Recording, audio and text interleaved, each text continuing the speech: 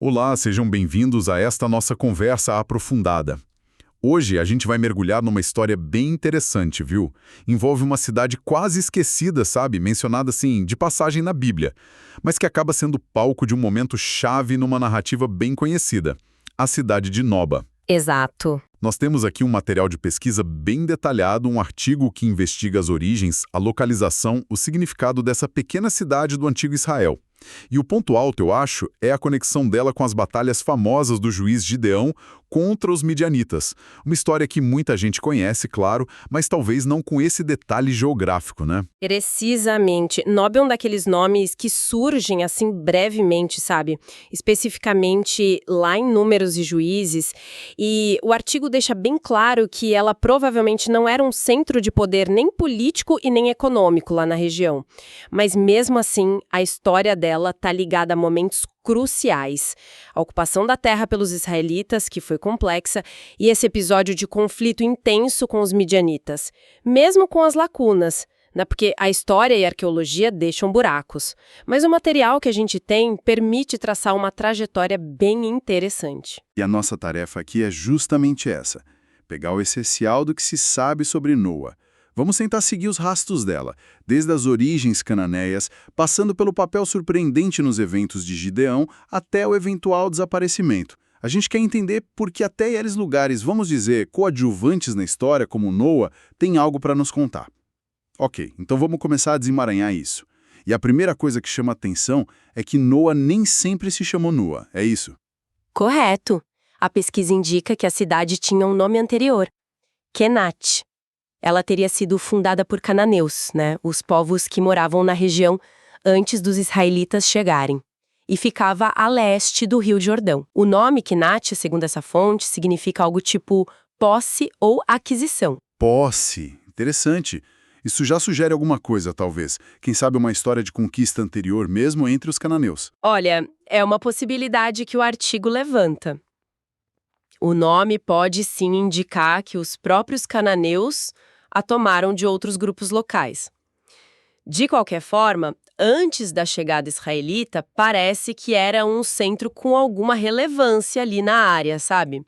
Talvez uma referência para os povoados menores ao redor, naquela região da Transjordânia. E a chegada dos israelitas e a tomada de Kenat. E isso não seguiu aquele roteiro mais famoso da conquista de Canaã.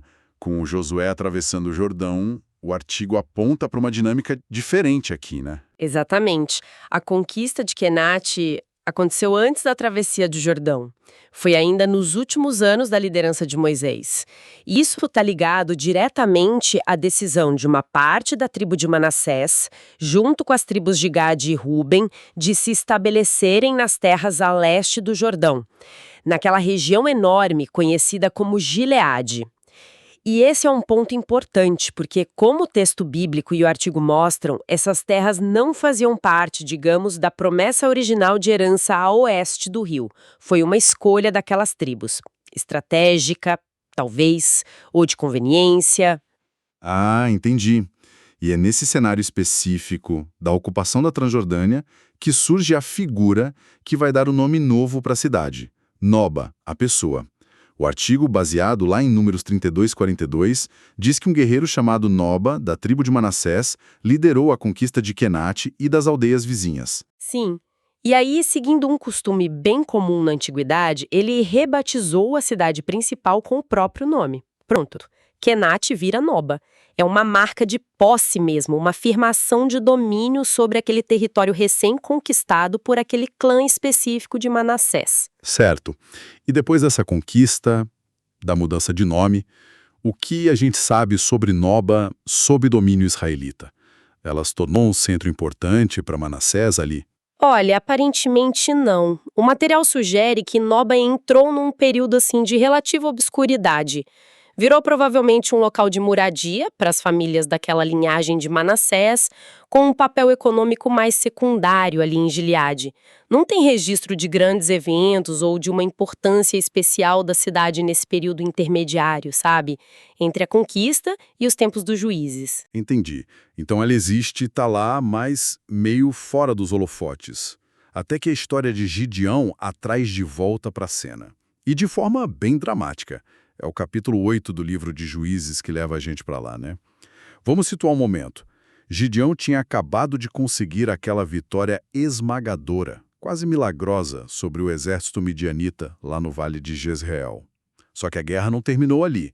O inimigo fugiu, disperso. Isso.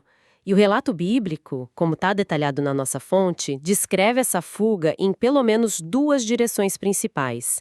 Uma parte menor do exército medianita foge para o sul, para a direção de Abel-Meolá. É nessa fuga que dois príncipes deles, Oreb e Zebe, são pegos e mortos pelos guerreiros da tribo de Efraim, que se juntaram na perseguição. Mas o grosso do exército inimigo, e aqui está o ponto-chave, incluindo os dois reis principais, Zeba e Zalmuna, foge para leste. Eles cruzam o Jordão de volta para a Transjordânia. Eles vão na direção da cidade de Sucote e Peniel, talvez com a ideia de se reagrupar mais adiante num lugar chamado Carcor, provavelmente mais para o interior do deserto. E Gideão, com aqueles 300 homens originais, os famosos guerreiros selecionados, ele não se dá por satisfeito só com a vitória inicial. Ele atravessa o Jordão e começa uma perseguição implacável atrás desse grupo principal. A narrativa descreve isso como algo, nossa, extenuante, desgastante mesmo. E é aqui que a história ganha uma atenção extra, né? Não só militar, mas também política interna. O artigo destaca isso. Gideão chega na cidade israelita de Sucote e pede ajuda. Os homens dele estão exaustos, com fome. Ele pede pão para poderem continuar a perseguição. E a resposta dos líderes de Sucote é chocante. Eles recusam ajuda. E de forma bem desdenhosa, sabem? Questionando a autoridade do Gideão, duvidando que ele conseguiria capturar os reis midianitas. Basicamente dizem, por que a gente deveria arriscar a nossa pele por você? Os reis ainda estão livres. Nossa, que golpe para o Gideão, hein? E a situação se repete logo depois, na cidade vizinha de Peniel. Mesma coisa. Mesma recusa em dar suprimentos. Isso diz muito sobre como era a situação interna de Israel naquela época, né? Tem dúvida. O artigo não entra muito nas motivações exatas, mas essa recusa de cidades israelitas em apoiar um líder que estava lutando uma guerra de libertação para todo o povo é notável. Comentaristas sugerem várias coisas, talvez ressentimento, rivalidade tribal entre Manassés, a tribo de Gideão, e Gade, onde ficavam Sucote e Peniel, ou, talvez mais pragmaticamente, um medo danado de represálias midianitas se o Gideão falhasse. Podiam estar tentando, sei lá, jogar dos dois lados, pensando na própria sobrevivência. Isso mostra como a unidade de Israel era frágil nesse período. Isso torna a persistência do Gideão ainda mais impressionante. Rejeitado pelos seus, cansado, com fome, ele não desiste. Ele e os 300 continuam a perseguição. E é nesse ponto da jornada, avançando para leste de Peniel, que Noba reaparece no mapa da história. O artigo diz que Gideão perseguiu os midianitas até perto de Noba e Jogbeá, onde exatamente acontece o confronto final. O texto bíblico, lá em Juízes 8:11, conforme citado e analisado na fonte, é bem sugestivo. Diz que Gideão subiu pelo caminho dos que habitavam em tendas a leste de Noba e Joguebeá. Isso indica que ele fez um desvio, sabe? Talvez uma manobra pelos flancos, se aproximando do acampamento midianita por uma rota inesperada, vindo da região mais desértica a leste das áreas mais povoadas ali, como Noba e Joguebeá. E ele os pega de surpresa. O texto diz que o exército midianita estava descuidado ou acampado em segurança, talvez achando que já tinham despistado Gideão ou que estavam numa área segura. Exatamente. A estratégia de Gideão foi brilhante. Ele usou o fator surpresa, a possível negligência do inimigo, atacou e conseguiu desbaratar completamente o resto das forças midianitas ali, nas proximidades de Noba e Jogbeá. Foi a cartada final. Então, Noba não foi necessariamente o local exato da batalha, mas o ponto de referência geográfico para a localização desse confronto decisivo. Uma vitória conquistada na raça, né? Da base da tenacidade, da estratégia e talvez um bocado de audácia, considerando as condições.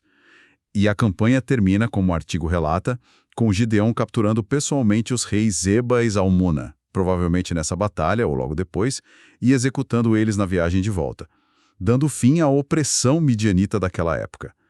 E Noba, essa cidade secundária, acaba sendo o cenário geográfico que marca o clímax dessa perseguição épica. Fascinante como um lugar pequeno pode ter um papel tão crucial num momento específico. Mas isso levanta a questão. Se ela foi importante nesse episódio, onde exatamente ela ficava? O artigo indica que a localização exata é um debate entre os estudiosos. Sim, essa é uma dificuldade comum com muitos sítios bíblicos menores, né? Especialmente na Transjordânia, onde a pesquisa arqueológica talvez não tenha sido tão intensa ou contínua como em outras áreas. O artigo menciona que algumas teorias mais antigas ou menos prováveis hoje tentaram colocar Noba perto de Jericó ou até na Galileia. Mas essas localizações não batem com a narrativa de Gideão, certo? A fuga foi claramente para leste, atravessando o Jordão. Exatamente. O artigo descarta essas opções porque elas conflitam direto com a geografia da perseguição lá de Juízes 8. A rota de fuga dos midianitas e a perseguição de Gideão passando por Sucote e Peniel e indo para leste. E isso aponta sem dúvida para a região de Gileade, na Transjordânia. Então, qual seria a localização mais provável de acordo com a pesquisa? Olha, a evidência textual mais forte, combinando a narrativa de Gideão com a informação lá de Números 32 sobre as conquistas de Manassés na Transjordânia, sugere que Noba estava mesmo em Gileade, a leste do Jordão. O artigo a posiciona como provavelmente próxima das cidades mais conhecidas de Sucote e Peniel. A localização delas também tem algum debate, mas geralmente são situadas ali no vale do rio Jaboque. Então Noba estaria em algum ponto naquela região montanhosa entre o rio Jaboque ao norte e talvez o Mar Morto mais ao sul. Jogbeá, que é mencionada junto com Noba, tem uma identificação arqueológica um pouco mais segura na região, o que ajuda a delimitar a área. Faz todo sentido geográfico com a história. Agora vamos voltar para os nomes que a gente mencionou no início. A cidade era Quinate, posse, foi rebatizada como Noba pelo conquistador. Mas o artigo traz o significado do nome Noba como uivando ou latindo. Que contraste. De posse para uivo ou latido. Tem alguma implicação mais profunda nisso? É uma mudança de significado que chama atenção, sim, e o artigo registra isso. No entanto, a explicação mais direta e geralmente aceita pelos estudiosos, como a fonte também parece indicar, é que Noba é simplesmente a transliteração do nome próprio do guerreiro de Manassés. Nesses casos, o significado etimológico do nome da pessoa, uivando ou latindo nesse caso, pode não ter nenhuma relação simbólica intencional com a cidade que ele conquistou e renomeou. Então poderia ser só uma coincidência linguística. O nome do herói local significava isso, a cidade herdou o nome. E o significado em si não era relevante para a identidade do lugar naquele momento. Exatamente. Tentar achar um significado mais profundo, ligando o uivo, ou latido, à natureza selvagem da região, aos chacais, ou aos próprios eventos da perseguição de Gideão, seria entrar muito no campo da especulação, né? O artigo é cauteloso quanto a isso. Ele se atém ao fato histórico mais provável. A cidade recebeu o nome do conquistador. A curiosidade do significado fica, mas sem uma base textual ou arqueológica para dar um peso maior a ela. Entendido. A explicação mais simples geralmente é a mais provável mesmo. E depois desse momento de destaque na história de Gideão, o que aconteceu com Noba? A cidade continuou existindo? É aqui que a trilha de Noba esfria completamente. O artigo deixa bem claro que, depois do relato em Juízes 8, Noba some das narrativas bíblicas. E, tão importante quanto, não há, até hoje, descobertas arqueológicas conclusivas que possam ser identificadas com segurança como sendo a Noba bíblica e que nos contem a história posterior dela. Então a gente entra no terreno das hipóteses sobre o destino final dela. Sim, baseado no que a gente sabe sobre a história bem turbulenta da região de Gileade nos séculos seguintes. O artigo menciona as teorias mais comuns. Uma possibilidade é que Noba, sendo provavelmente uma cidade pequena e talvez não muito fortificada, tenha sido destruída durante uma das muitas ondas de invasão que varreram a Transjordânia. A gente está falando dos arameus, depois dos assírios no século 8 a.C., que devastaram o reino do norte de Israel, incluindo as posses em Gileade. Depois vieram babilônios, persas e por aí vai. Uma cidade menor como Noba seria uma presa fácil ou simplesmente abandonada no meio desses conflitos. Outra possibilidade seria não a destruição violenta, mas um declínio mais gradual. Essa é outra hipótese levantada. A cidade pode ter sido gradualmente abandonada à medida que as condições de segurança ou econômicas pioraram na região, ou, quem sabe, foi simplesmente absorvida por um povoado vizinho maior que prosperou mais. Existe ainda a chance de ter sido repovoada por outros grupos e ter recebido um novo nome, de novo, fazendo com que o nome Noba se perdesse na poeira da história. É um destino comum para muitas cidades antigas, né? Especialmente aquelas que não eram centros estratégicos, religiosos ou econômicos de forma contínua. Exatamente. Cidades menores que não estavam em rotas comerciais vitais ou não tinham um significado religioso duradouro, muitas vezes simplesmente desaparecem dos registros. A existência delas dependia de fatores locais que podiam mudar rapidamente com guerras, mudanças no clima, deslocamentos de população. Noba parece se encaixar bem nesse padrão. Então, fazendo um resumo dessa trajetória que a gente desvendou a partir do nosso material, Noba começa como Kenat, uma cidade cananeia com um nome que significa posse, lá a leste do Jordão. Ainda antes da conquista principal de Canaã, ela é tomada por um guerreiro israelita da tribo de Manassés, chamado Noba, e é rebatizada em homenagem a ele. Correto. Daí segue um período de existência relativamente discreta, até que ela se torna o ponto de referência geográfico para a batalha final, o clímax da perseguição de Gideão aos reis midianitas Zeba e Zalmuna, um momento bem importante na narrativa dos juízes. E, finalmente, depois desse breve momento de destaque nos relatos bíblicos, a cidade de Noba some das crônicas e da arqueologia, deixando a gente só com hipóteses sobre o fim dela, seja por destruição, abandono gradual ou assimilação por vizinhos. A história de Noba, mesmo sendo fragmentada e com muitas incertezas, serve como um excelente lembrete de algo que o artigo implicitamente nos mostra. Mesmo os locais considerados secundários ou periféricos nos textos antigos carregam camadas de história e significado. Eles nos conectam a movimentos complexos de povos, a estratégias de conquista, a momentos decisivos de conflitos militares e, claro, a vida cotidiana das pessoas comuns que viveram ali.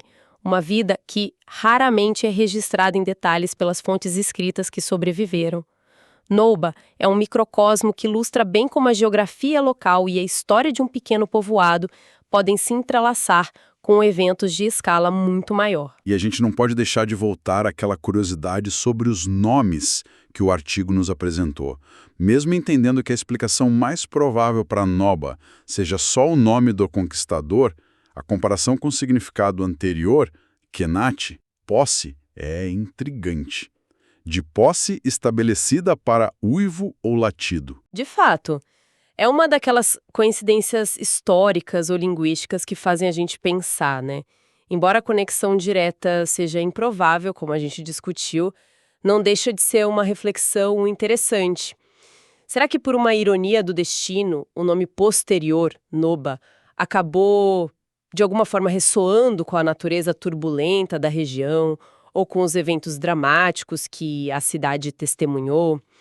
Talvez o eco distante da perseguição desesperada, o uivo dos fugitivos midianitas ali no deserto próximo, ou o latido de alerta numa fronteira sempre sujeita a conflitos.